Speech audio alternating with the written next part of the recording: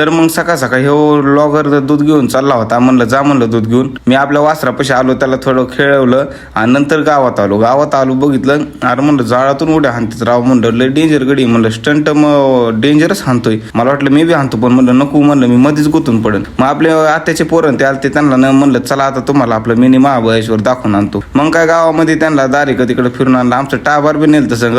म्हणून तर तिथून म्हणलं चला आता लय वेळ फिरलं, म्हणलं आता माघारी जाऊया, आपला आत्याचा पोर आहे. त्याला म्हणलं बस, म्हणलं आपण दोघं ब्लॉक मध्ये येऊ म्हणलं. मग काय तिथून आम्ही घरी निघलो. तिथून गाडी घेतली आणि रानात जाता सावकार दिसला. तर सावकार गाईला धरून काय करत होता काय माहिती. म्हणलं आपटीशीन म्हणलं गाईला, नाही तर गाय तरी तुला आपटी. रानात आलो, आपली सोयाबीन बेबीन उगलेली सगळी. मग दुसऱ्या रानात आलो. दुसऱ्या रानात येऊन बघितलं हे रान मोकळं. म्हणलं मोकळं, पण ते आपण ठेवलंय कांद्यासाठी. मग घरच्यांनी तिथं गथोडं कापून ठेवलं भाई. मग गथोडं उचलेलं, गाडीवर टाकलं आणि एक तासला नेवला दिसला. अरे म्हणलं नेवला मेला कस काय नेमका भाऊ. पण म्हणलं जाऊ दे आता, मरून द्या आता, काय माघार तर आणणार नाही. या अख्ख्या महाराष्ट्राचं पोल्युशन एकच गाडी करीत होती. नंतर पोल्ट्री आलो. पोल्ट्री आल्याच्या नंतर आपली आलती गाडी. का आता आपले जे विक पक्षी राहतात ना थोडे 20-25, तर ते आपल्याला द्यावं लागते सगळं फॉर्म गेल्याच्या नंतर. ते नंतर येते गाडी. मग काय असे सगळे एक एक पक्षी दिला आणि आजचा ब्लॉग इथं संपला.